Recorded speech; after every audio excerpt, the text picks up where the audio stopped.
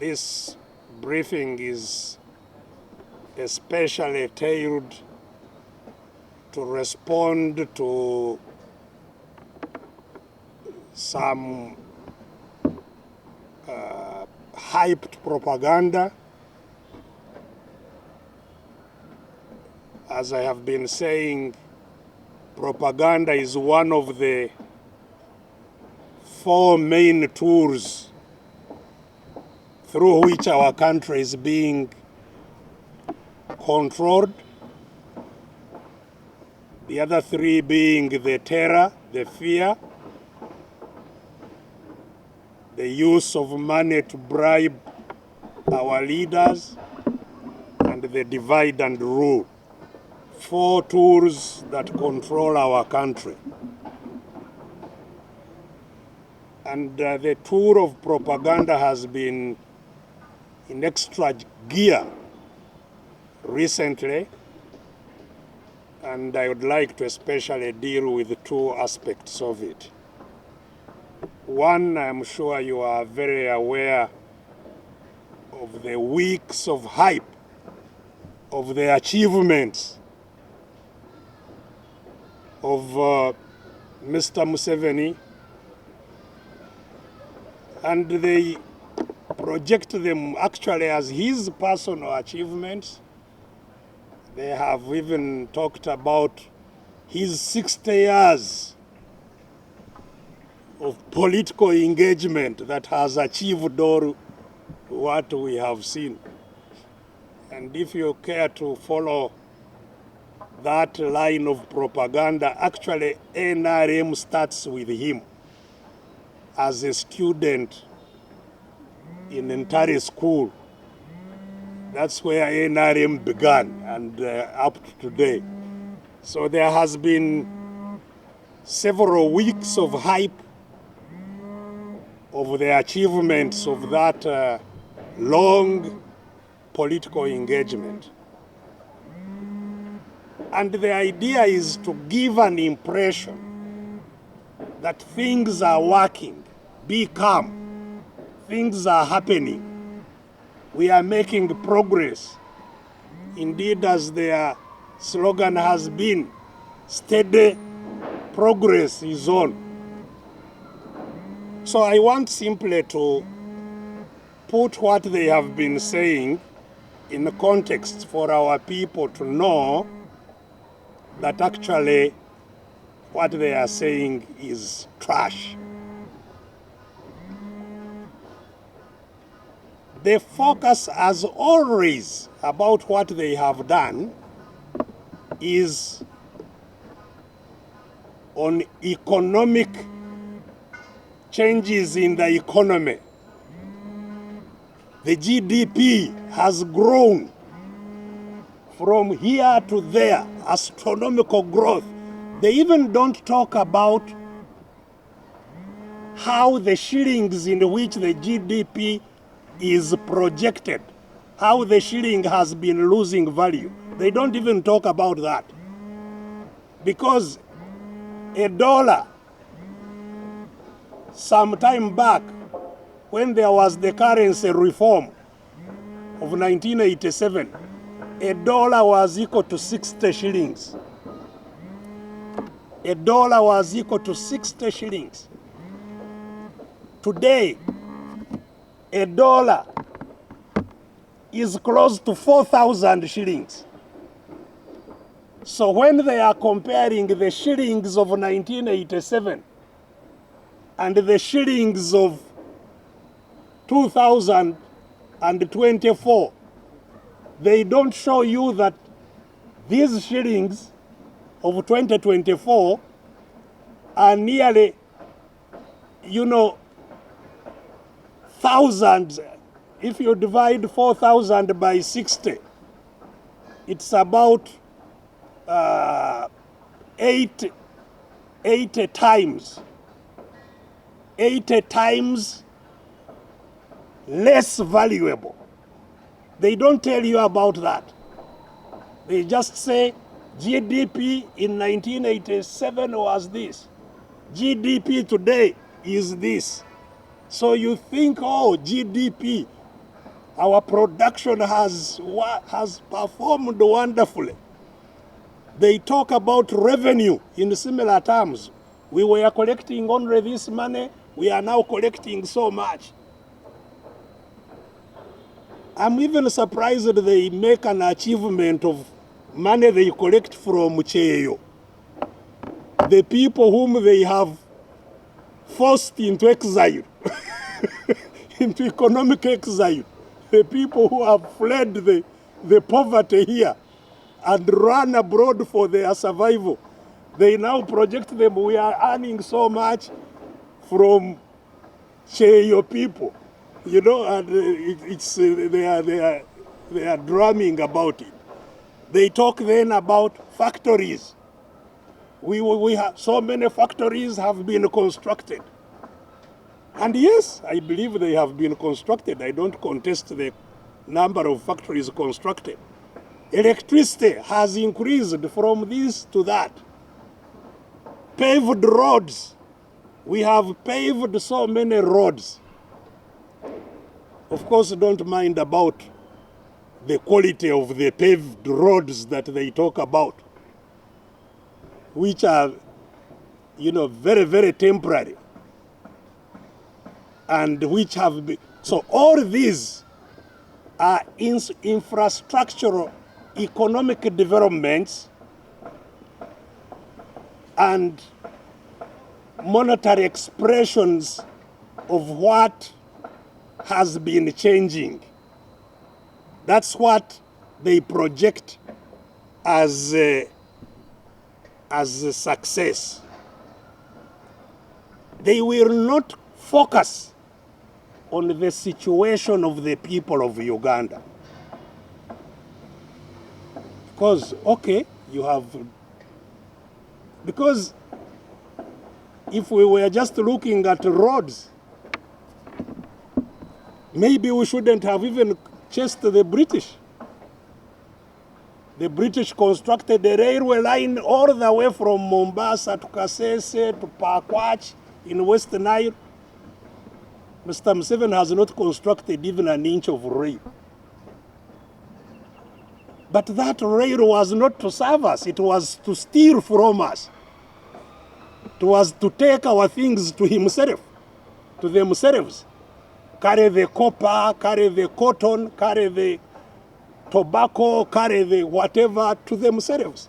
They were not roads to serve us. They were roads to rob us. So they focus on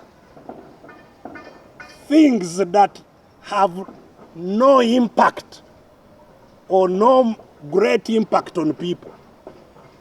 The state of the people of Uganda. Mr. Museveni actually acknowledges that, though he keeps saying that what is now remaining is dealing with household poverty, but that is the very thing that is the most important, the situation of people. He says we have now solved this, we are now going to deal with household poverty. At independence, the independence leaders of Africa, the whole of Africa, their vision was very focused on three things: dealing with ignorance, disease, and poverty. Three things the independence leaders were focused, because those are things that bedevil the people themselves: ignorance, poverty, and disease. And they designed programs to attack these. That is not in the vision, at least not in the achievements that are being talked about. How we have gone in dealing with ignorance, with the poverty, with the disease. Nothing. So, the celebrations, the propaganda is totally misleading. Of course, the other thing they endlessly celebrate is security ushered in by the NRM. Because again, they think that security and peace is purely the absence of war. That's what they equate security and peace. They don't know that you can't move in this town holding your phone. Your hand may be cut off. They don't know how insecure people feel in their homes about their property. I told you some time back, I was in the village. People now sleep with their goats because they fear their goats will not be there by morning. They sleep in the coffee chambers, guarding, you know. I myself am a victim here in Kasangati. Whenever I grow some maize, I literally have to sleep there to eat a bit of it, you know. The insecurity and the people who are moving around, grabbing whatever, have been pushed completely to the margins. They have no means of subsistence, so they have to now become wild. It is a creation of what they are celebrating. Because what they are celebrating is what has been extracted from everybody else. The people celebrating, you can count them on your hands. The rest of the people, very sad for them. I felt very sad when I saw the rain harassing them at the celebration in Kololo. The ones who come for Pirao, you know, the rain was not kind to them this time. But they have no food. So if you make a party at Kororo and you make plow or there is some soda, people will come to share in that. But they are not sharing in the prosperity. They are demonstrating their marginalization only. They are not part of the celebration. So, if you look at poverty, which is where the country must be concerned, that our young people who have no jobs, no hope, nothing, are impoverished. Our young people who are indeed running away at great risk to go to Arab countries, to go to other places to look for survival. That is what any government worth its name should be focusing on. Not telling us, showing us pictures of Entebbe Expressway built at a cost that could have built maybe 10 of those. And all the rest of the money is in the pockets of these thieves who masquerade as leaders of our country. So poverty up to now, officially, and this is officially, I don't consider that official figures in Uganda mean much, because our statistics, as you know, are very corrupted like the rest of the things. You saw the census the other day, which is what we are going to get figures from, the census. Household surveys, which was going on, fake. So it's very difficult to have real figures of the situation in our country. But nonetheless, officially, at least they still say 30% of Ugandans are below the poverty line. That's official. You know? And the poverty line they talk about, even those above it are poor. So the line has been put very low, actually. But those below that line are 30%, 1 in every 3. And they say that those above it, the greatest majority are vulnerable to going below. If there is any slight shock, then immediately they plunge below. That is the real situation that our country should be grappling with.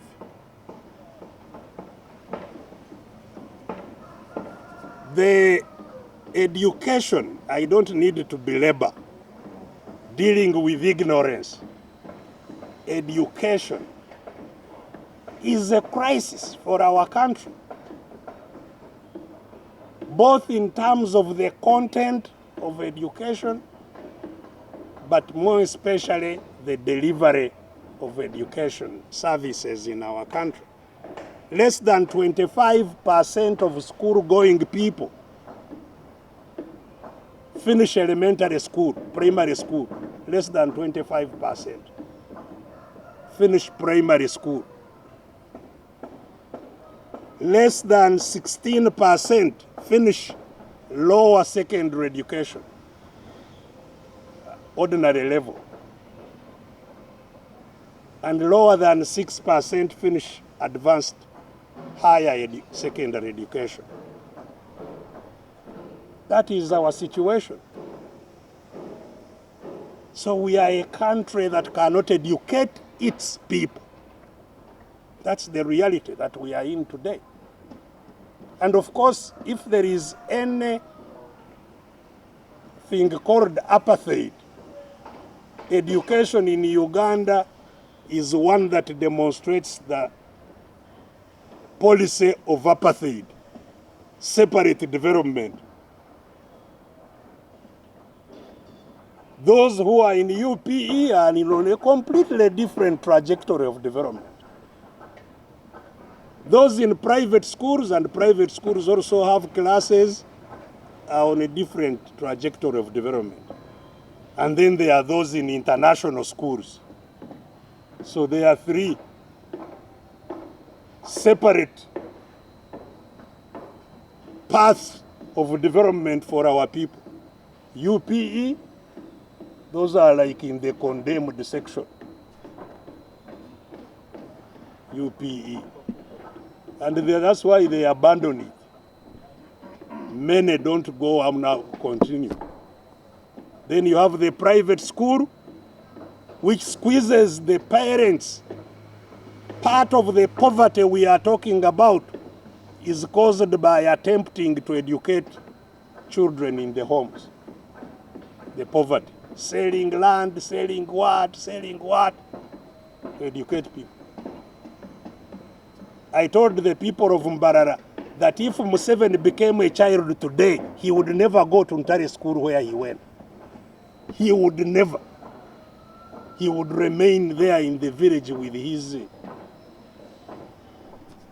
tire shoes, which they used to put on. He would never go to school. Under the system he has created, he would never have gotten education coming from the family in which he came. Those are the things that should be focused on by the country, not GDP. Where is the GDP in all this? Why doesn't it produce education? Why doesn't it pay teachers? Teachers are the most, disincentivized workers, public workers we have. No incentive at all for teachers. Everybody despises a teacher. If you see a country where teachers are despised, you know that country is doomed. And that's what we have today. Teacher training. If you go to teacher training institutions, shameful.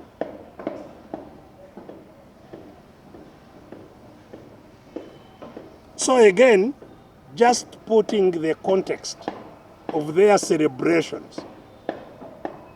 Yes, they are celebrating, but they are dancing on our graves.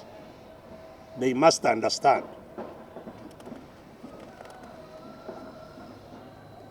A child in UPE, we have talked about this very many times. A child in UPE in the city gets a capitation payment of money from government of 10,000 for a year to educate a child. 10,000. In the villages, it is 7,000. $2 to educate our children for a year. And you are in Kororo celebrating, killing the children of Uganda.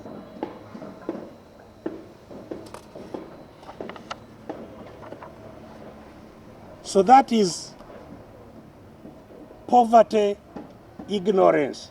What about disease? Health care.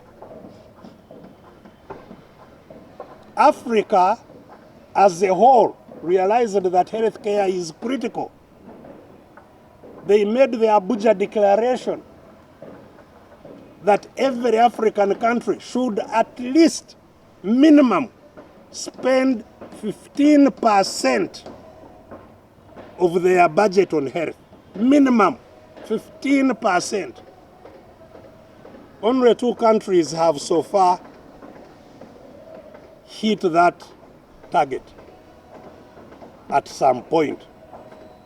That is South Africa and Cape Verde.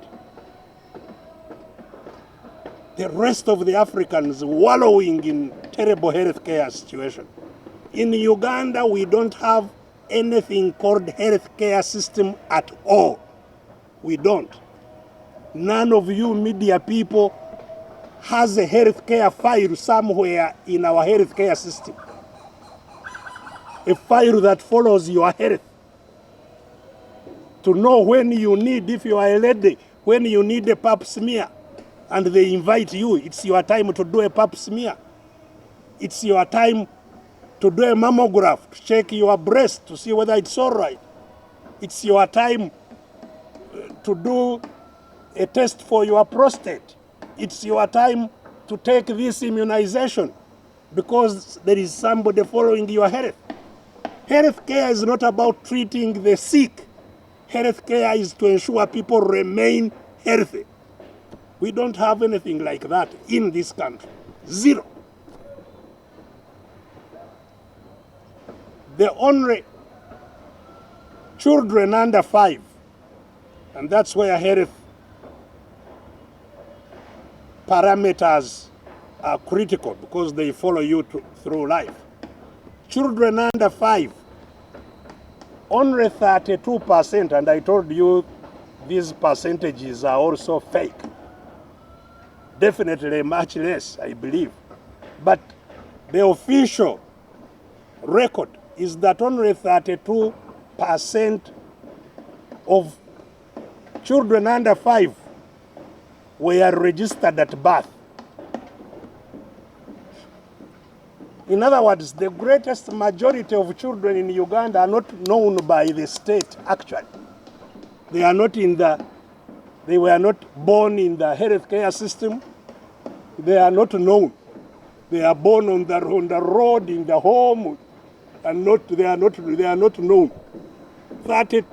Only 32% were registered. That's where healthcare starts. So no doubt, we still have high infant deaths, high young children, neonatal deaths. Of course, maternal deaths are still very problematic. Mothers who die in childbirth, needlessly, totally needlessly. Developed countries will generally have less than 5 deaths of every 100,000 births. They'll have less than 5. We are still in the hundreds ourselves who die, you know. These are the matters on which they should account. Why should our women still be dying? Not talking about factories. Whose factories are you talking about? Chinese, instead of making the things in China, they are making them here. All right. So maybe you may get a little more tax, fine. But where does the tax go? You know? Because this is where they are, the real, what's the situation of people?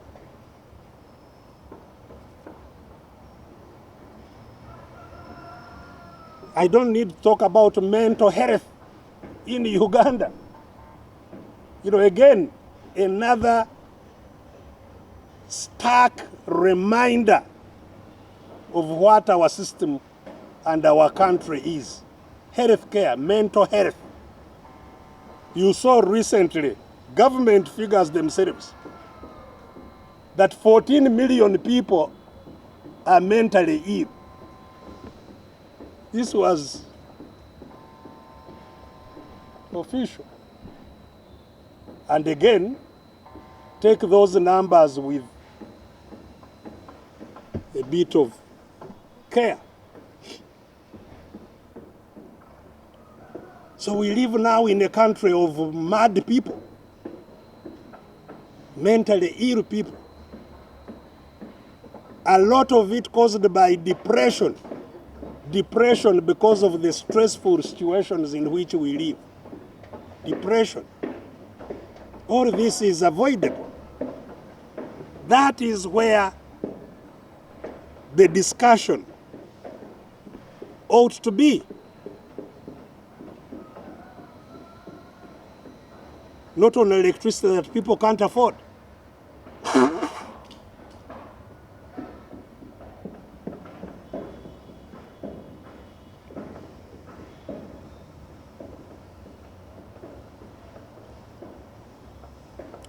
One of the things, apart from ignorance, disease, and poverty, one of the things that obviously impacts our people significantly are habitations, where they live, homes, houses, you know? What is the housing situation of our people? You know? Up to now, 40 years of the wise leadership of Mr. Museveni. Of course, wise in brackets.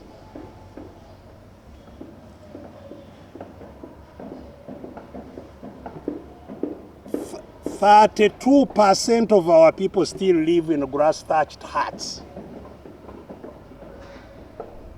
Grass-thatched huts without windows.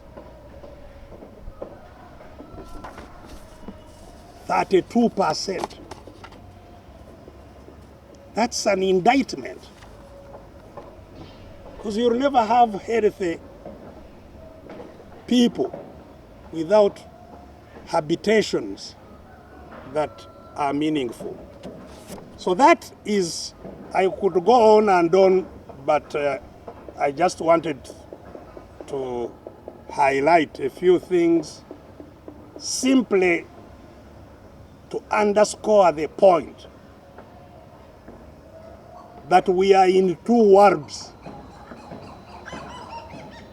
There is a world of the robbers who have been robbing us for this long, where they live in opulence, celebration of what they are doing, and there is the world of the ordinary people, which they don't talk about, which they don't feel their pain. They don't represent. And we have to remind them about that. The second point of propaganda, again, just to put it in proper context, is the ongoing discussion about corruption. Because I'm sure, again, you have seen a lot of talk about corruption and how we should fight it.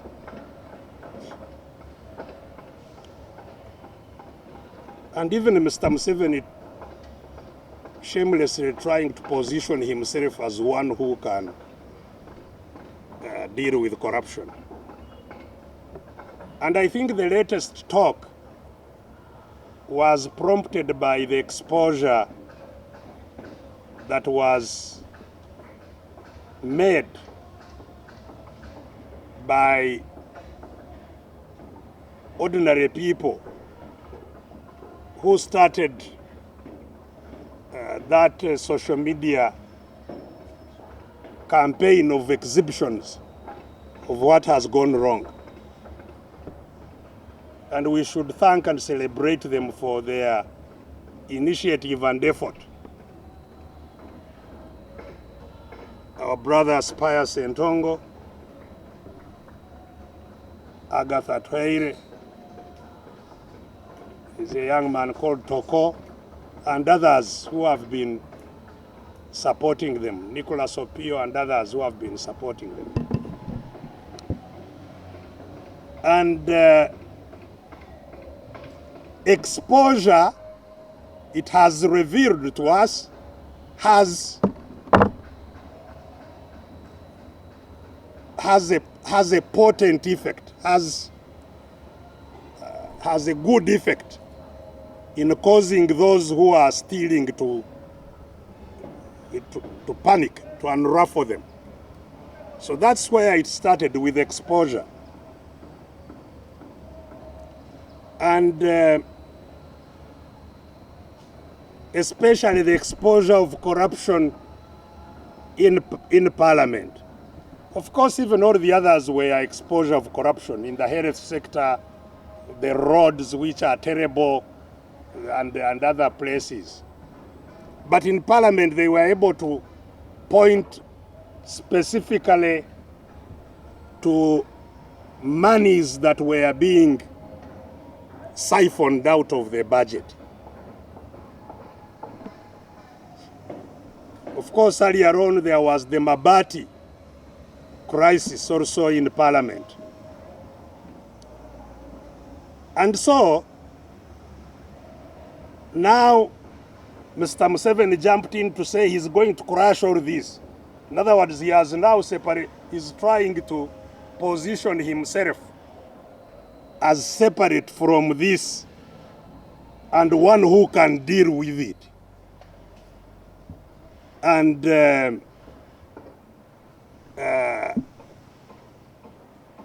we need to contextualize what is going on there. So first, corruption, I would categorize it in two areas. There is, first of all, official, institutional corruption that we should, which is even more dangerous than the private corruption. Actually thrives on that official type of corruption. And Museveni has been leading both the official and the private corruption. He is the architect, he's the constructor of the corruption system in Uganda. And he's the promoter. He promotes what he constructed and defends it. So that's why we are in a very difficult situation. Because at the very pinnacle of power is where the problem actually comes from, grows from, and spreads to other places. And I'd like to simply remind our country, and especially Mr. Museveni, about his corruption. His corruption did not start in government. No. I have talked about some of it right from the time I interfaced with him in the bush. We started dealing with corruption. There was corruption in the bush. People getting things in operations, or some people sending us some things to use, and a few people grab them and use them. And in the bush there was something called Besigye commander.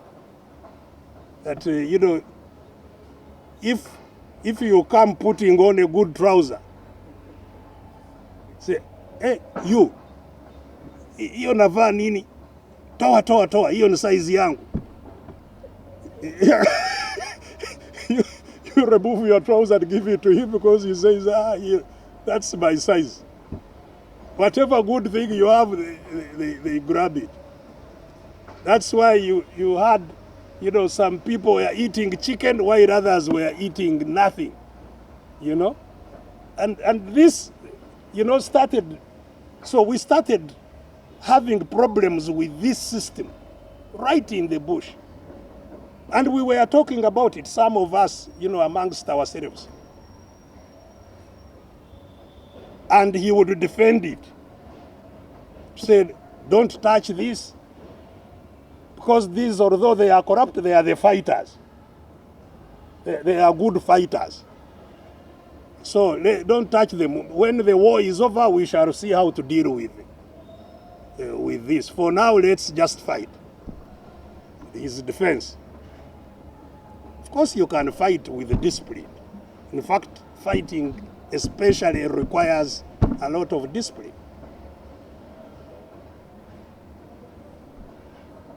And of course, at that time, accountability indeed was something unheard of, largely because of the nature of operations. But even after accounting for NRM resources, what was collected from our supporters and how it was used, NRM accounts, nobody in NRM knows. And I'm talking about this with a lot of authority.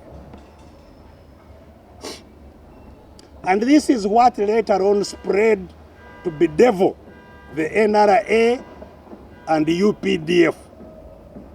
And that's how the war in the north lasted 20 years. Because it became an industry for self-enrichment.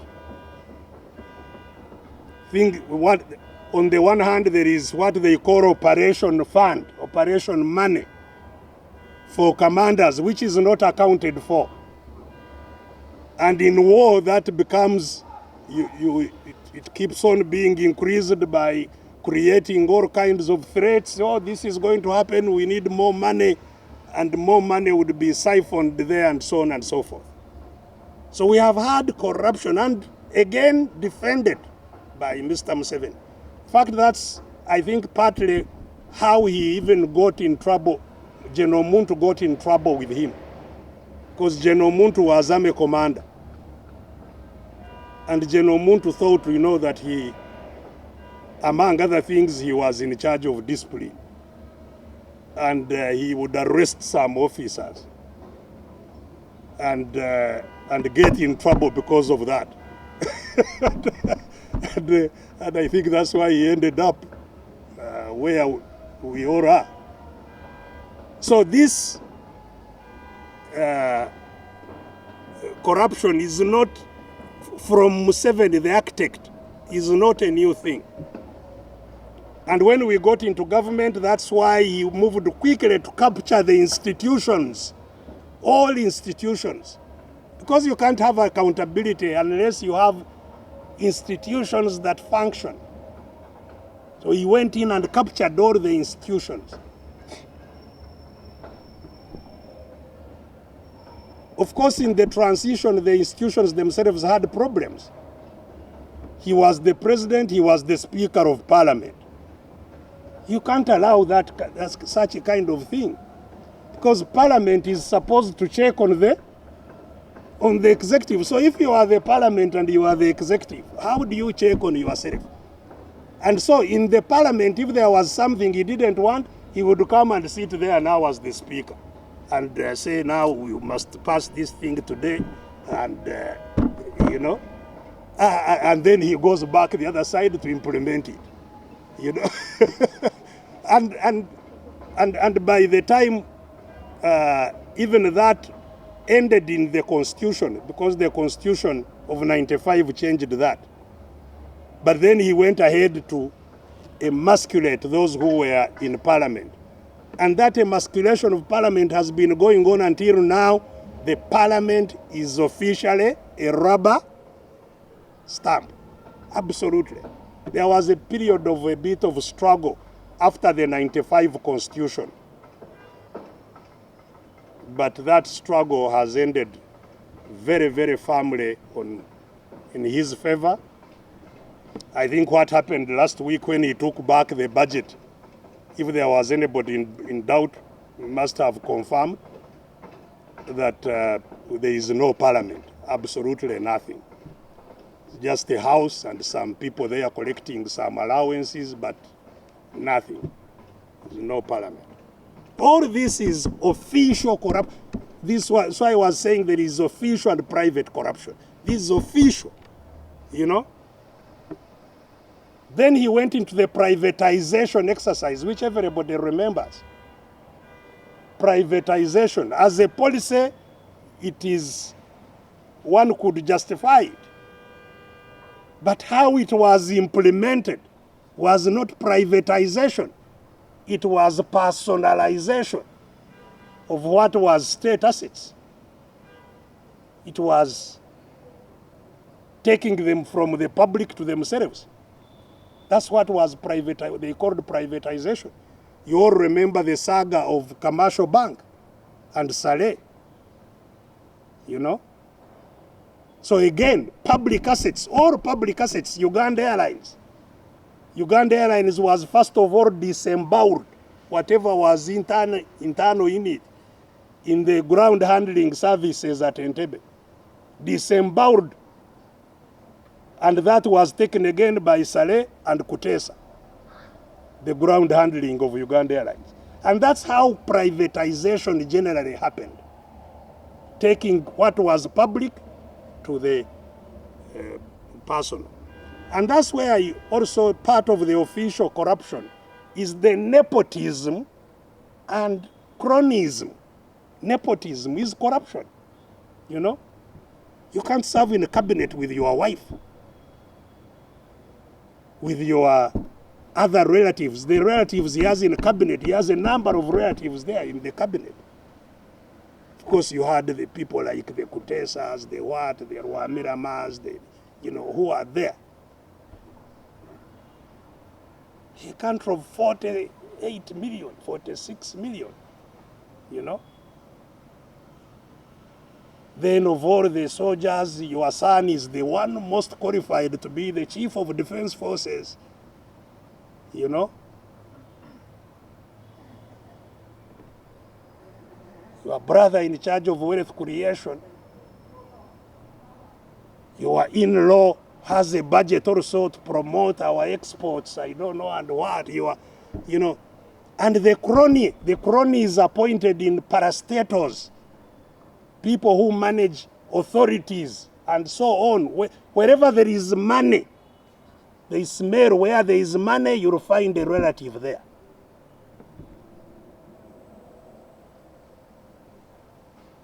And that, if it is not corruption, what is it? Because, first of all the others who are down there, they are looking at him and also implementing what he is doing. And you can't blame them. You know, they are learning from what is going on up there. But possibly the biggest source of corruption is the disempowerment of the population whose money is being stolen. That they have no say.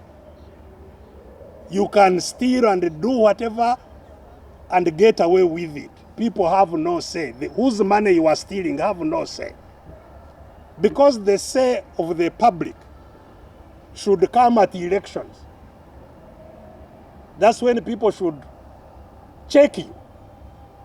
Say, no, you have not behaved well, get out. That has been obliterated completely. So in fact now it's a license. If you are a robber, they have turned it into a license. They say provided you bring something home. You know, so that some people in your home also eat something. If you are not able to get to where they are slaughtering the animal, then you should not be a leader. And so the militarization, commercialization of elections is possibly the worst enemy of dealing with corruption. Because the oversight, which should be parliament, in order to get parliament, you need 500 million at least to enter parliament, which you would have spent. So you actually enter parliament to look for more money for the next election. That's why for me, I can't spend a lot of time talking about the corrupt MPs. It is the system in which they operate. If you are not corrupt, you will not become an MP, actually. So they must, the parliament is like a market. Whoever passes through must pay, you know, including Mr. Museveni himself. He has to pay the MPs to pass what he wants to get. And he knows if he doesn't pay, they will also raise voice on him, on what they passed for him. So, how can you deal with corruption? If the owners of the money, the people whose money they are stealing, our money, if we have no sanctions on those who steal our money, we have none.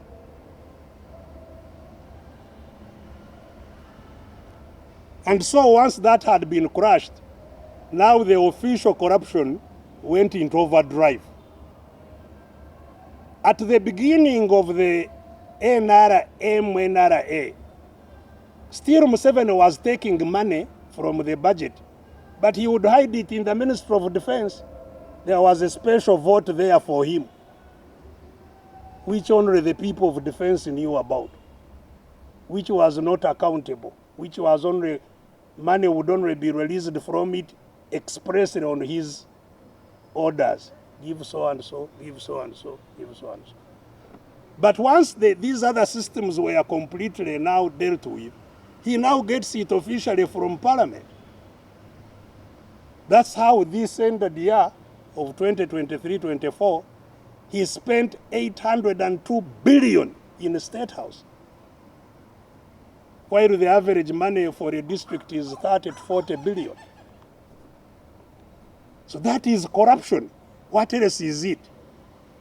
You cannot take 802 billion for your home in a highly indebted poor country. You are the biggest corrupt entity in the country. No doubt. He cannot run away. So all the suffering, all these street children you see, well, Everybody should point a finger at him, because that's where it all comes from. Then, of course, there has been the land grabbing. Again, partly official corruption. They get public land and officially give it to friends and in-laws and relatives and, prime land that they are investors. They now coined that investor. Public land. Land for schools, land for university, land for hospitals. Butabika land was taken for prisons, for what, wherever they, because at least people have been, at least within the law, they refuse to give him power over all other land. So now they have been just stealing the government land, largely. Also private, they come and create all kinds of situations to take public land, land grabbing, but those are generally individuals also. But the official stealing of public land is unbelievable. And possibly the worst perpetrator of all this corruption is the tenderpreneurship.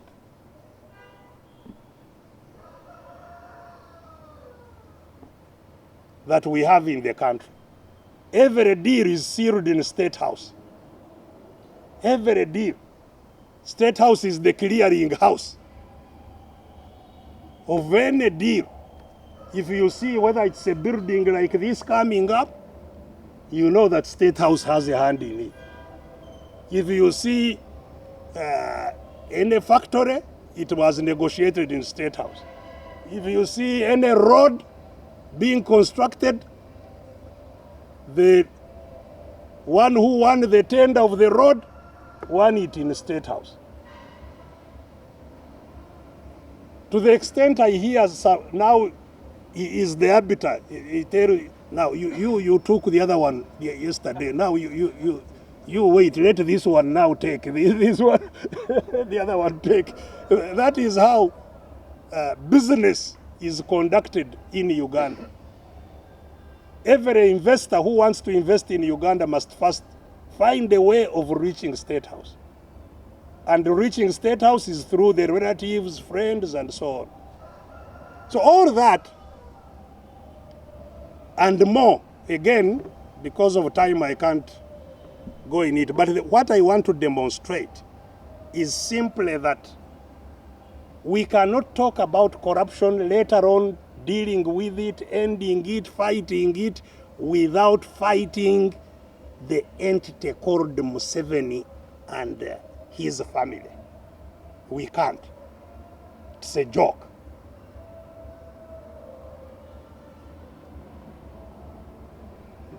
It's like a beehive. You can kill many bees as long as the queen is still there producing more bees.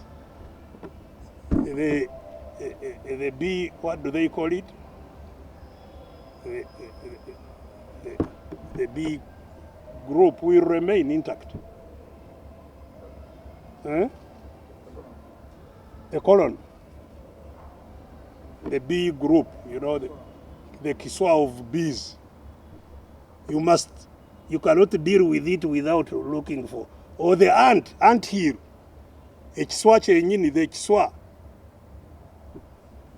It will continue building unless you dig and get where the queen resides. So the queen of corruption is in the State House. That must be made abundantly clear. And that's why now, indeed, it's like a royal home. It's a royal home with princes and princess. They are there. The opulence in the State House is unprecedented. Opulence, which is again part of official corruption. Opulence. Because why should a president of a highly indebted poor country, for example, buy a presidential jet at $60 or $80 million to sit at the airport doing nothing. You hire pilots, engineers, to work on it, but it's doing nothing until you want to travel abroad. It can't be internally, because internally that's the only place it can land. But we all spend, and the rest of the other opulent expenditures in the State House is all part of this corruption and emulated by all the others. So that's why whoever becomes anything wants an escort. Escort you for what? They will escort vehicle, lead vehicle, what, including all these peasants we have been suffering with in the trenches as soon as they get into office. Because they have an example to watch from. Dealing with corruption, therefore, takes three things to my mind. First, you need a fair and accountable system. You must have an accountable system where the owners of public goods and assets have power to check those who use them. A system of checks and balances, starting with the owners of public goods and assets. That system, if it is not there, you will not deal with corruption.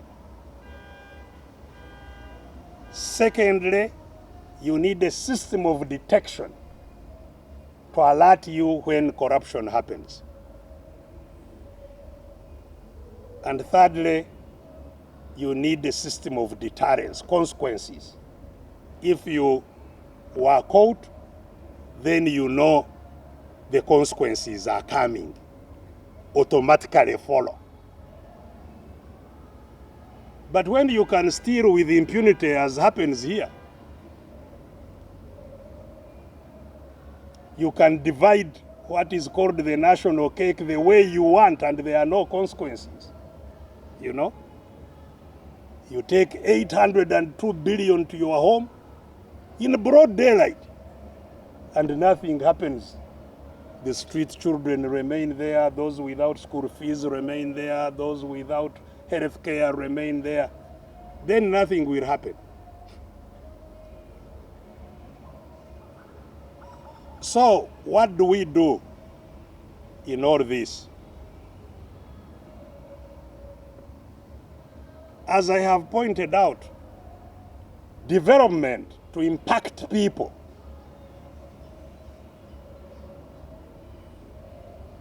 must be guided by policies that people have a say on. That's where it starts. We have no say on the priorities our money is applied to. We have no say. So although we want health care, only about 4%, the highest I think Uganda has spent on health care has been 7%. Otherwise it is 4%, 3% on health, on our health. No wonder people are lying on the compound in Mulago. So, although we know we need to spend more on health care, we have no voice. Although we know we need to spend more on education, we have no voice. Although we know we need to spend more on water and sanitation, on all the things that impact our bodies, our lives directly, we have no choice. We have no voice. So the starting point in solving the injustices, in solving corruption, is all for the people to have a voice. Nothing will change unless we regain our voice, influence, and power over the state of Uganda. Nothing will happen. Which is why we have been strenuously pointing especially to our elites to understand, to appreciate that the struggle the people of Uganda have today is not a struggle for leadership, which is what elections solve. Elections are supposed to select leaders. But you can't select leaders when you have no power. So we are pre-elections. The struggle we have must be, first of all, to regain control, to regain power, including to regain our vote, because a vote is a voice, which we don't have. We don't have a vote now. Yet you find people are so preoccupied with elections when we have no vote. So before the next election, before 2026, if we want 2026 to have meaning, we must have a new order in Uganda before 2026. Before the next election, we must work ourselves to get a new order in Uganda, where we have a say for ourselves in the country. And for that to happen, every Ugandan must become active, or the greatest majority at least must become active in their own cause. We must get to understand that this is not a cause for politicians alone. No.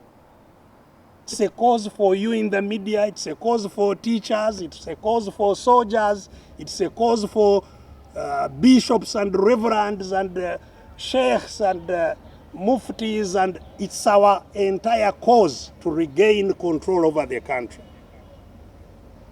That realization must come quickly.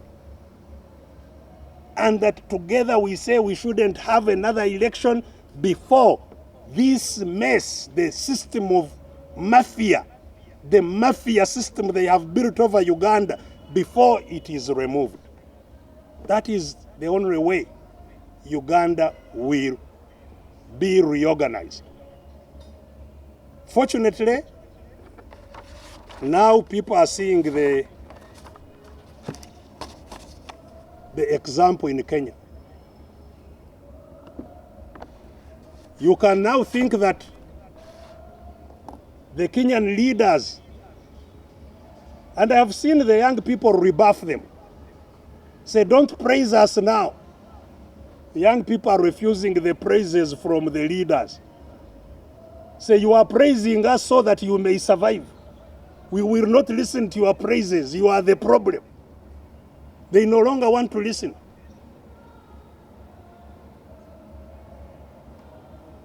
The Senate in Kenya now refused to increase their salaries. The Salaries Commission increased the salaries of Kenyan Senate. And the Senate has said, no, we cannot accept salary increase. In fact, we should reduce our salaries. Because the people have told them, you will not continue doing that. That is the way to get out of this. And as you know, for us here at Katonga, that has been our singular purpose. To try and unite with everybody, because it will take the unity of all.